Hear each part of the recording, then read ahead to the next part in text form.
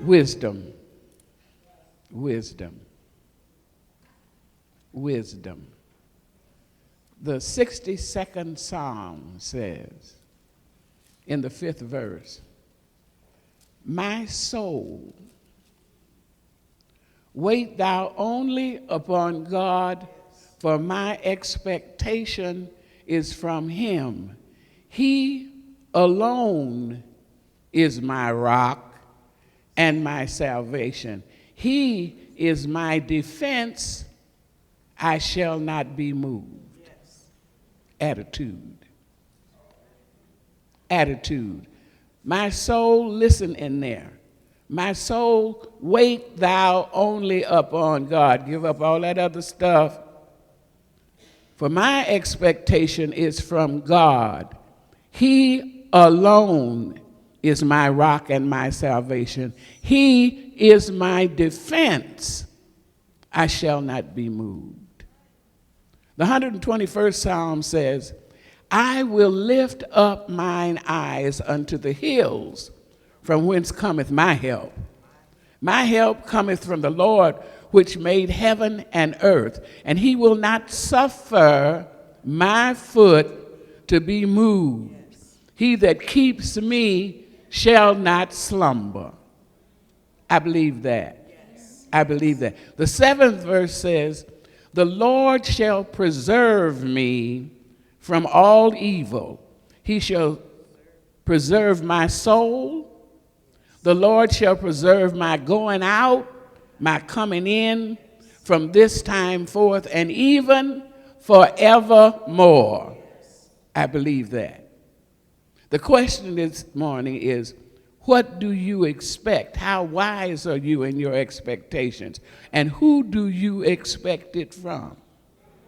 You see, our problem is we expect things from people who do not have what we're expecting them from them. And then when they can't produce, then we want to talk bad about them. You see, it's like asking me to build a house. You'd be stupid to ask me to build a house. I can't even hold a hammer. I don't want to hold a hammer. So I would be trying to find somebody to turn you over to, because I don't want to build a house. Enough people building houses. I don't want to take no work from nobody. You see? So find who you can depend on before you expect from them. The Random House Dictionary says that to expect is to look forward to.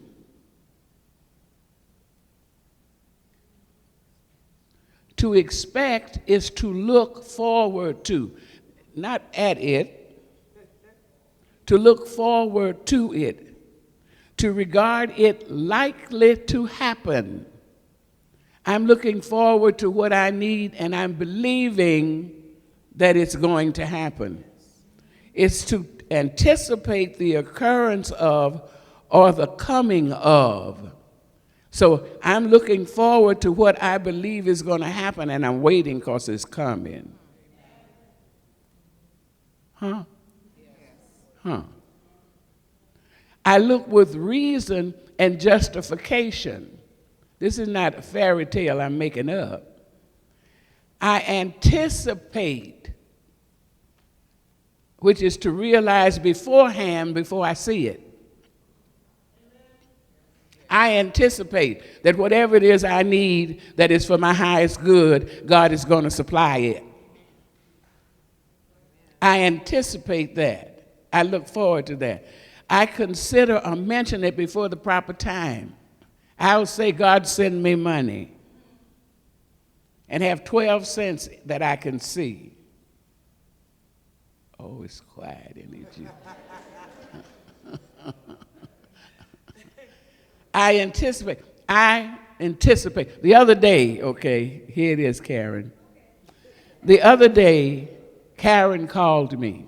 Karen's been working here because she loves this church, and that's why she's working here. There's no money.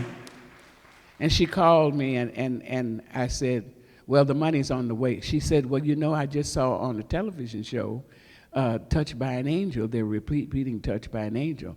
So that I said, good luck, good blessing to Reverend, because Reverend's going to be able to have some money because they got those residuals coming. And I said, I know the money is coming. I know that he would not leave me without any money. He knows that I need money, so I know the money is on the way. And she says, well, I believe it too. And I hung up the telephone. Now, I get mail in piles like this. I hung up the telephone and I looked at I said, I got to answer all these letters. Whoo, Jesus, I don't have to answer all these letters. Well, you got to answer them. And I reached over and just reached and got one. It was from Sony. Plenty money.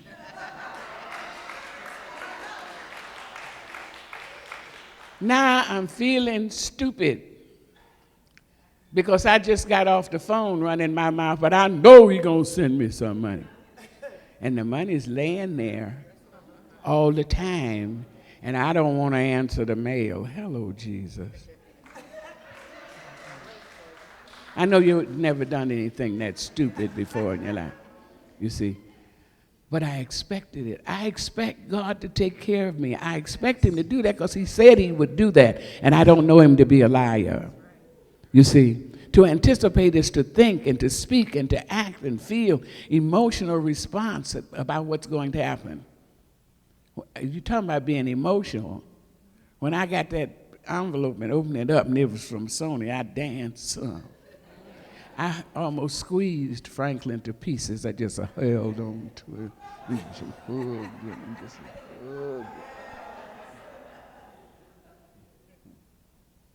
What do you expect? That's my question. What do you expect from the people around you? What do you expect your children to be? The best that they can, or do you tell them you're never going to make it? You don't think right, you don't walk right, you don't talk right. Do you expect the people you work for to appreciate your work? Or are you saying all the time, everything I do is wrong, and I got to find me another job because working here is not doing me any good? Do you tell the neighbors every time you say hello to them, is there some kind of attitude that you have about something they're always doing wrong? Or do you try to love them through all of those things that are not necessarily the way you feel? It's not required that I feel the way you feel. The things that's required is that you and I adjust because we're living here in the same building, in the same apartment. And so that there will be peace in here for everybody living in here, we will have to make a few adjustments here and there. Oh, you're looking at me strange and I don't care. Huh? Do you expect your mate to cheat? Do you have a saying like, oh, all men are that way, they all cheat, that's the way they are? Or do you say, that's the,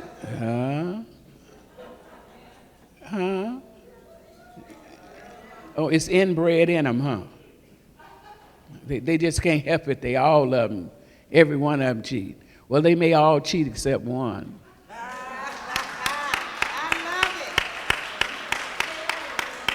There's one I know does not cheat. You see, sir. And I will tell you and anybody else, and I ain't ashamed and I ain't scared. You see, I expect him to be the magnificent thing that he is.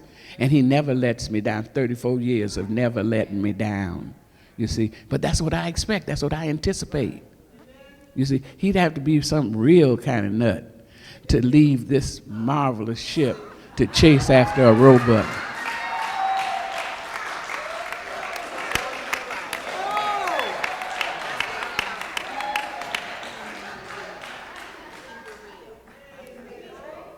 Perish the thought. Do you expect to fail? Are you prepared for failure? Do you keep telling yourself what you can't do? You can't do. I can't do that. I'd have to go back to school and be in school 32 more years before I'd be able to do that. Many times what other people expect of us becomes the most powerful force in our lives.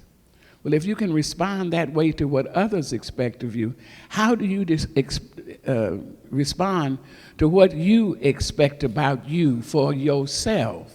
You see, are you wise enough to know it's time to take your life into your hands and expect of yourself to be the highest, the greatest, the richest, the most exciting, the deepest possibility? And you can do that because God can do all things through you.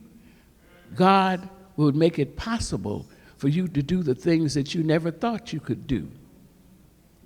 Are you wise enough to accept and expect heaven in your life? Or are you waiting to die to go there? You're going to be disappointed. Heaven is now. Heaven is right now. Heaven or hell is right now. Either one, whichever one you choose. And you choose it. You see, you want to blame everything about the way they're voting and the way they're thinking and the way the elections go, and all that ain't got nothing to do with it. If you trust the God inside of you and obey the God inside of you, they can have 415,000 elections and none of them ever have to touch you.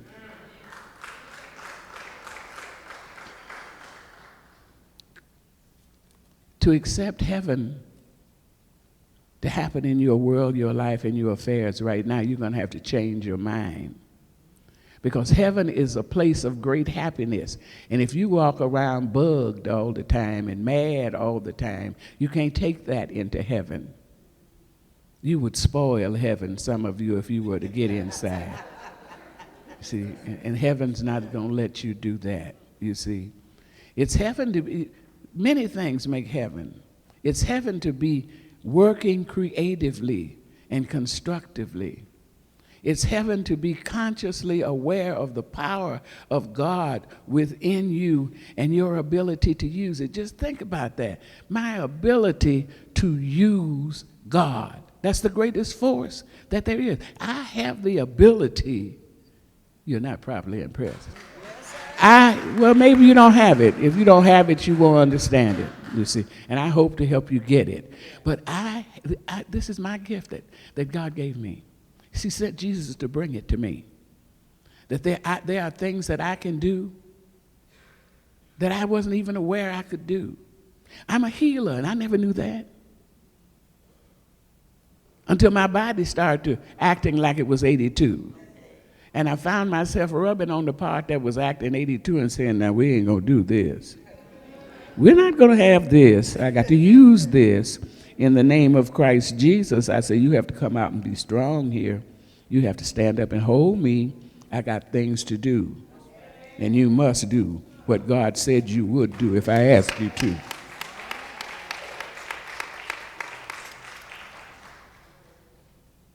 We underestimate. We're not wise enough to give a correct estimate of ourselves. And it's about your subconscious mind. You see, you got stuff stored up in there. Not all of it is your fault. Some of it is, but not all of it is. Some of it, before you really knew who you were and how you were, was placed in there.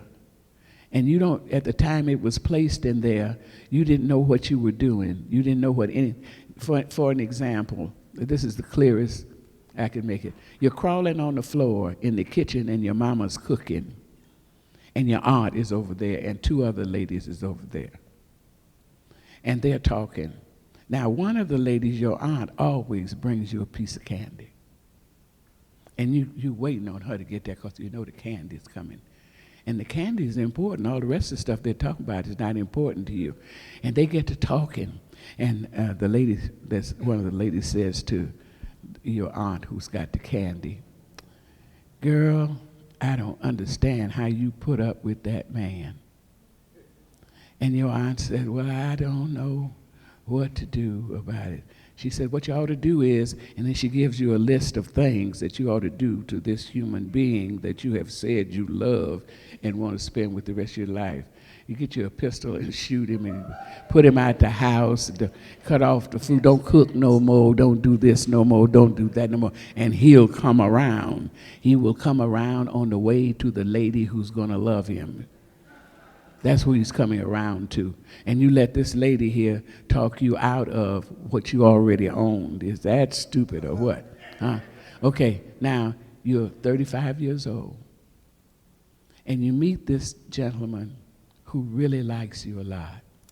And he tells you that he likes you a lot. And he keeps doing little things to show you that he likes you a lot.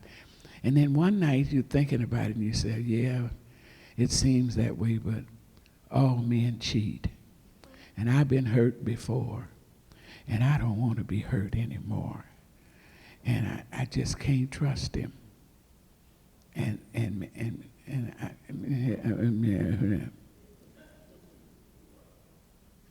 And he said, I don't know why I got this attitude, because he didn't do anything wrong, but I have this attitude. This attitude is from the kitchen floor when it was placed in your subconscious mind. So you're going to have to clean out your subconscious mind so that when this person comes and brings you what you're asking for, what you're needing for, what your body is crying for, you'll be able to say, thanks, God, for sending me this. And I'm going to be wonderful with it, and it's going to be wonderful with me. Are you wise enough to do that? Or do you love being alone? There's a choice. Some people like to be alone. I don't understand it, so I can't explain it to you.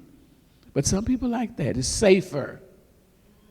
You see, I don't want to be that safe. I want some action. You know, I take a chance. I don't want to be that safe. That's too safe for me. You need to clean out your subconscious mind, because all things work together for the good of those who love the Lord. And if you would start trusting, if you would start loving, if you were wise enough to say, oh, that's in the past, I rubbed that out, that doesn't count anymore. What I said was, Father, I choose badly. And I want you to choose for me. And I want you to choose for me somebody who is as capable of loving as I am. I want somebody to bring me a cup of coffee in the morning. I want somebody to talk to. I want somebody to play with and have fun with. And I began to accept that I could have that. And I just began to fix up everything. My daughter thought I was crazy because I bought a twin beds. And you could sit on my bed, but you couldn't touch this other bed because he hadn't got here yet. And I didn't want nobody sitting on his bed till he got here, because I anticipated, hello, lesson. I expected, hello, lesson, that I was going to have it because I asked God for it. And he said if I asked him believing, he would do it.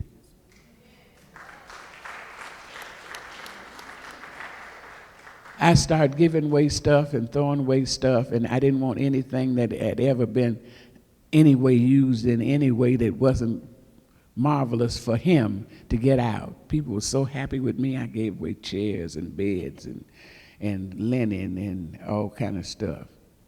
But the Father did what he said he would. I expected him to do. He sent me what I needed. I needed someone to care for me. I needed someone to respect me. I needed someone to want me. I needed someone to enjoy me. And I needed all of those in reverse too, so that I could do that for him. My expectations have been alive for 34 years, making a honeymoon.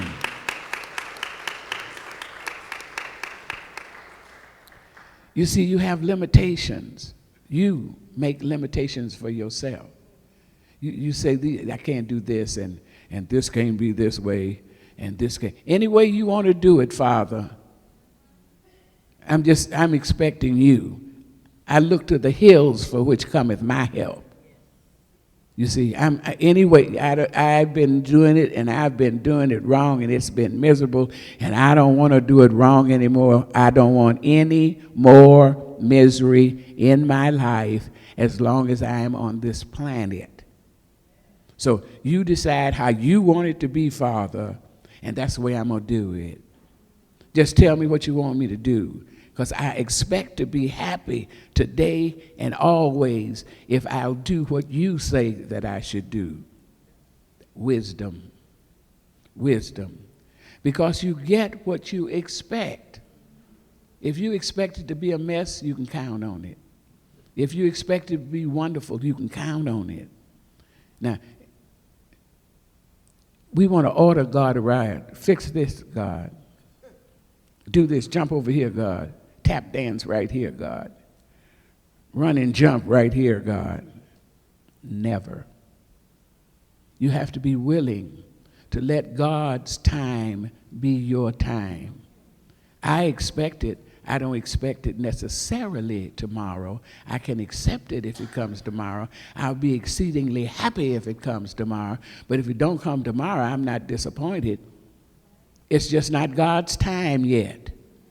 And in God's time, because you see, I've been carrying these little funny thoughts around in my head, hello, up in here. And I've got to clean this out. Huh? Did the mic go out? You can still hear me? I said, I've got to clean this out. You see, I've got to think thoughts that are conducive to my having what it is I'm asking God for. You see, I've got to work with me. I expect to live in love and harmony. I expect that, you see. And I expect his support in my endeavor, you see. I know he's going to do it because I keep going inside. I don't have to call you on the phone and go, And I don't have to call you and go pull me.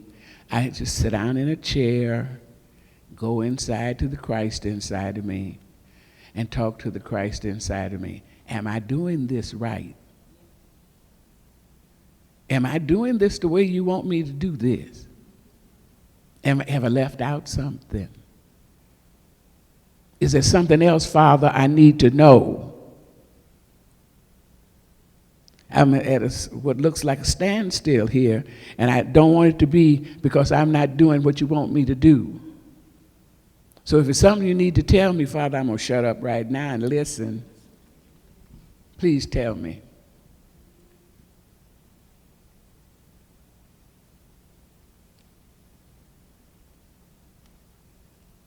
And inside of me and inside of you, in the stillness, you'll feel or something. It's not always a word, but you'll feel or something. And if you sit there long enough, the thought that you need to change will come up.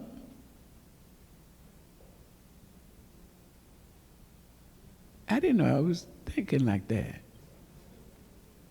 Where did I get that anyway? I don't need that. I hear you, Father. I hear you. Hey, I'm going to start work on that right away. Thank you for speaking to me. Thank you for leading me. Thank you for telling me what to do. Thank you for filling my need so that I can have the thing that I'm expecting, that I'm counting on you giving me. Do you expect to be respected? Are you carrying with you all the things that happened because you were born black, or you were born Italian, or you were born a Jew, or you were born, or whatever name you want to put on it? Do you grind everything down to the reason it happens to you is because you this color? I don't know about you, but my color is beautiful. It is. It's not the color of some other folk. But that don't bother me. That's not my problem. They said when I was born in the slums. That was before the ghetto. They said that I couldn't do what I wanted to do. They said when I started to sing, rock and roll was coming in, and you had to shake your. And you had to dance, and you had 1,900 things you had to do. And here I am singing Puccini's La Boheme. They said, honey, go home. Ain't nobody gonna buy that. Go home. See, you can't. That Motown is coming in. You see, and you from Detroit, you need to go home and see if Motown will help you. Barry Gordy at that time was taking pictures in the club I was singing in. That's what he used to do. He used to take pictures, and you be in the club, and they put it on the matches, or they put it on a picture frame and sell it to you. And that's what he was doing at the time. His mama and father had a grocery store, and that's what he was doing at the time. And he said, you just go in there, you're working right there with him, you just make him, no, I don't want to sing that. I want to sing this. Well, nobody's buying that. And I don't know where they were because I sold 5 million of that.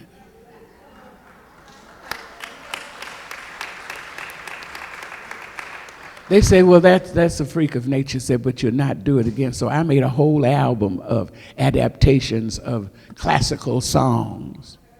They said, this really ain't going to go. This is not going to work at all. I don't even know how many millions of that I sold. The God that I serve told me what to do. And I did what he told me to do. And the fact that everything else, no matter what was in this Motown situation, and if you wanted to hear some ballads, you had to come to me. Because I was saying, me and Frank Sinatra and Nat King Cole and Ella and Sarah, you had to come to us because wasn't nobody else singing that like that. Huh? Huh? When you have great expectations, everybody wins. There's no way that you can lose if you're expecting good things, because good things are God things.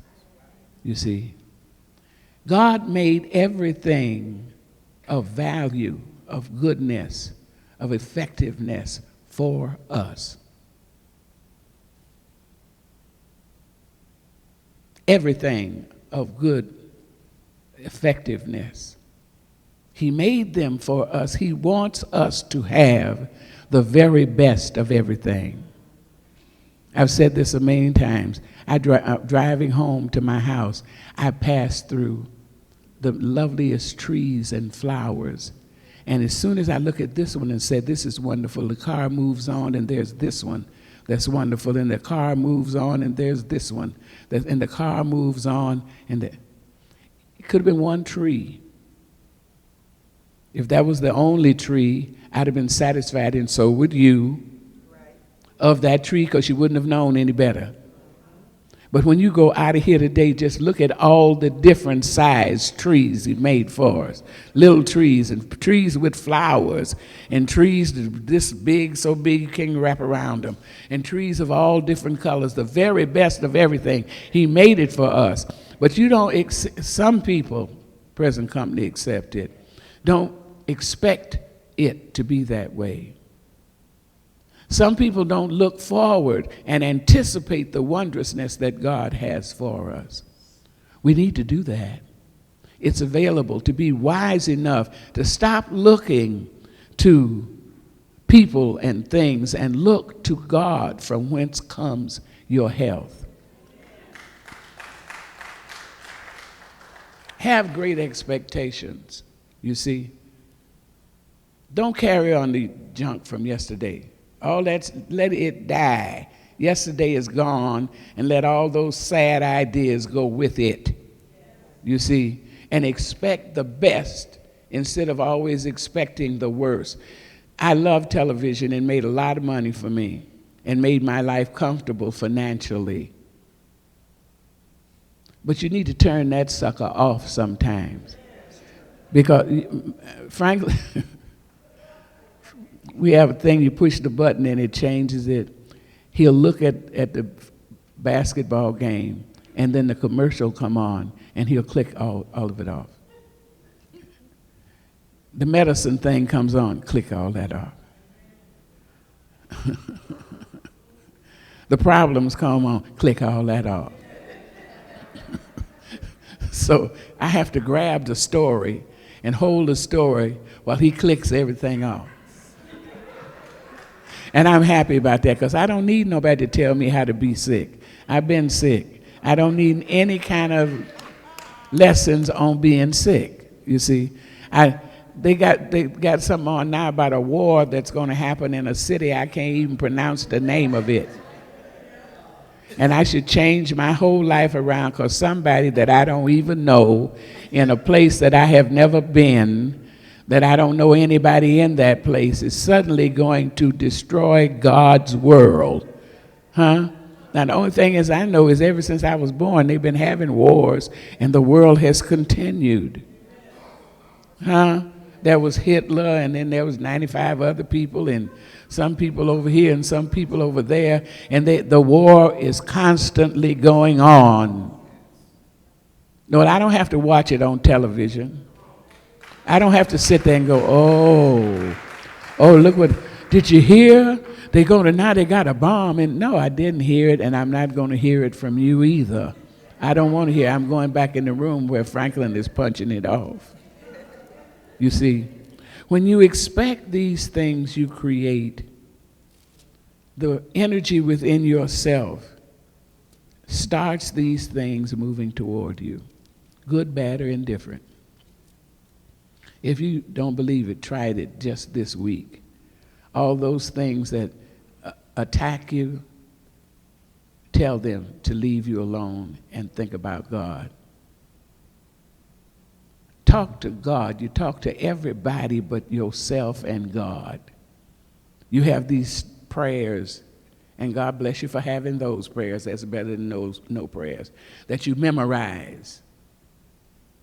Have a prayer with God where you talk to him about your love for him, about how much you appreciate what he's doing for you, how much you thank him for the talent that you have, how much you thank him for the job that you do have, the good that you do have, the love that you do feel, the peace that you do live in. And let that fill you up. And stop worrying about something to worry about. Let that go and let God be what you need. We follow the plan we ourselves have established, and we do that with our own expectations. Whatever you expect because you believe you're going to experience it. And if you don't believe it, you cannot expect it. It's time that we got together with ourselves. It's times that we realize that we are the sons of God in whom he is well pleased. You see, if you don't know nothing else to say to yourself, say that to yourself every day. I am the daughter of God in whom he is well pleased. He loves me. If God loves you, nothing else can help you. If you expect that the odds are all in your favor, they will all be in your favor. On the other hand, if you think the odds are against you, they will be against you. It's entirely left up to you. He has given you the power. He has given you the power. Now, whose fault is it if you don't use it? Hello? Hello?